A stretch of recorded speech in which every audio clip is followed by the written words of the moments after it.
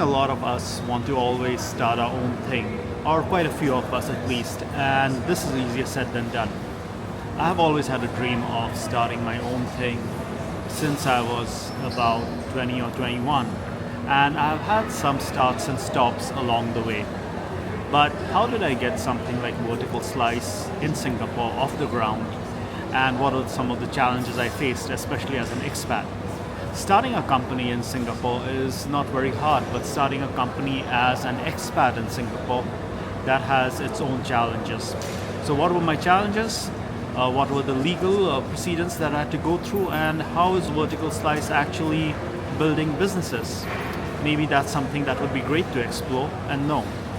So firstly, starting a business in Singapore is relatively straightforward. You can actually register with ACRA, and you need to have your documents all ready, and you can open a bank account also quite seamlessly. But if you're an expat, there's an additional layer of challenge.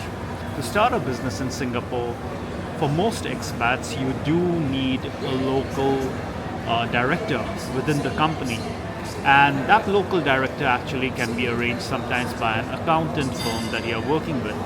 But a lot of times you might also want to consider a friend or someone you have a lot of trust in.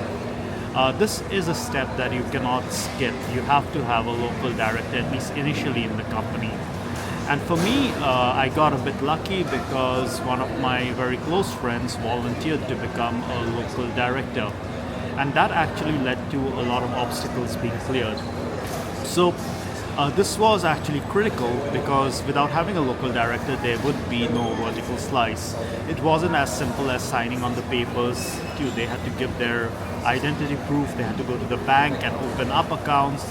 They had to do a lot of work behind the scenes to make sure that Vertical Slice as an entity is recognized in ACRA.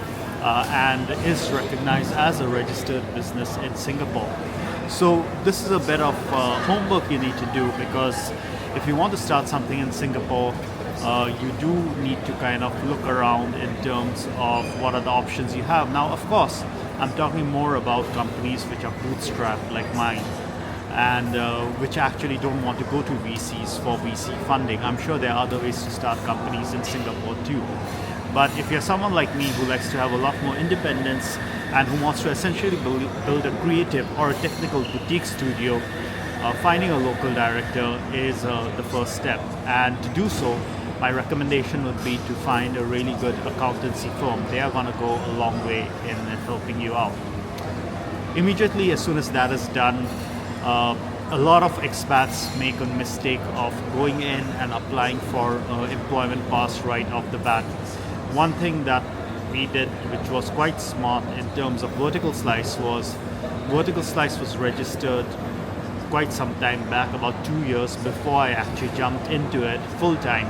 And this really helped in terms of securing an employment pass, because by the time I applied for an employment pass as the creative director of Vertical Slice, what happened was that the company had already made some money and already had financial records while working with a few partners here and there. So that gave it more legitimacy when we applied for employment pass. In fact, when I applied for employment pass, initially the employment pass got rejected, and then we reapplied without changing anything on the salary structure, and we got accepted. One thing that has been implemented by Ministry of Manpower now is a compass system, and this takes into account your education, your work history, and a lot of attributes that you have as an expat in Singapore. And based on the compass system, they will also propose a certain salary that you need to pay yourself. So it's really important that you do all this homework before actually going in blindly and starting something in Singapore. Otherwise, it can be quite challenging. I've had a lot of expats who might have gotten, might have started a company all of a sudden, and within the first month of the company applied for employment pass, and most of the cases these get rejected unless your company has a huge amount of capital already inside of it. Because the MOM is smart enough, that's Ministry of Manpower, to go like, hey, they're just starting a company to actually stay back in Singapore, and they are trying to be a lot more stricter with it. A little bit of check and balances. So again, starting a company early, getting it registered, being in your full-time job, let's say a day job, and then testing the market out whether there is a need for the kind of service you provide or the kind of product you're building, I think is quite crucial in a market like Singapore, because you don't want to just go deep in. A lot of people go deep in, and it's extremely stressful, and rarely any of this works out. Now, in terms of testing the market, another smart thing that we did was, like I said, we registered the company early, and at that point of time, I was just taking up the role of a consultant within a company that I fully expected to be the founder of, and that gave me some kind of idea of what are the needs that, if Vertical Slice came into fruition, we could solve. And we found that these were varied. These were from game technology, game design, immersive design, to even education. So in a way, it gave me a trial run to run this company based on certain ideas, and also see whether people are actually willing to pay us for something like this. It's very easy to say that, hey, I've started a company, but to me, there are a few criteria that need to be filled if a company is real or not. One, are people willing to pay you for your product or service? B, do you have a kind of reputation that you build gradually? But also see whether there are other people working with you, whether the word of mouth of your company is going out there in doing good work. And those were some test beds that I think we tested, and we started quite well, and that led to Vertical Slice.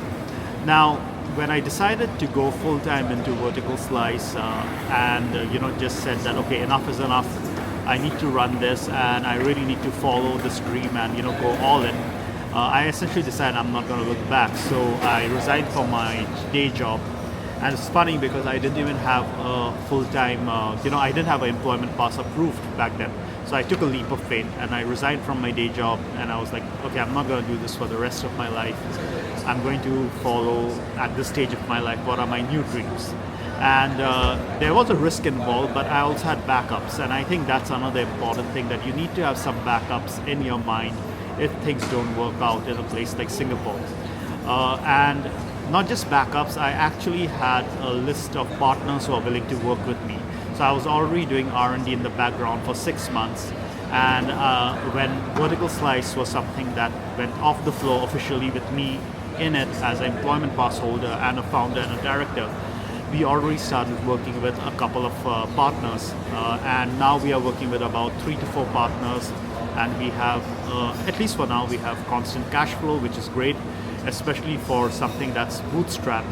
But the reason we could do that is based on a few things. One is on past reputation of the kind of products we have built, the kind of systems we have built, and also how we are to work with.